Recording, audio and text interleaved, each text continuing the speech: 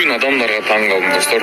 Iyi десеңіздер, кешірім сұрап барып қойсам, зачем унижаться, там, еркек емессің, бір нәрсе десеңдер. Biraz қатырақ сөйлеп қойсаң, ойбай, сен тирансың, там, бешімбаевсың, там, еркек емессің десеңдер. Өзің не жағады деймін де.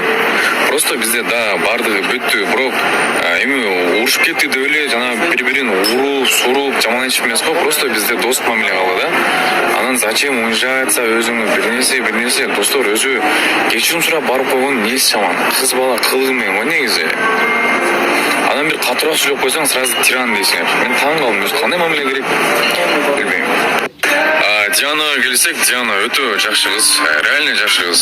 Просто бізде ушундай түшүнбөстүк болуп калды.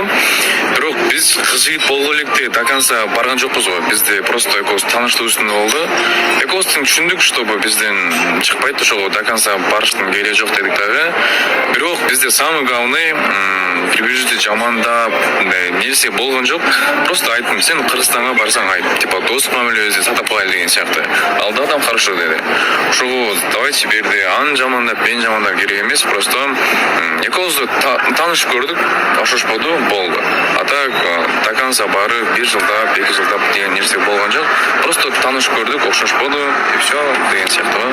А так мен разымын, жамандап, ал тигиндей, бул мындай деген нерсе бизде болгон жок.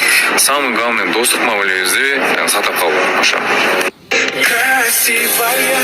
Достор, эсиңерде болсо мен айтып кеткем, 2023-төн бери дайым айтам да, твое тело ичкенбиз, арыкта. Анан биз дагы ичип арыктасак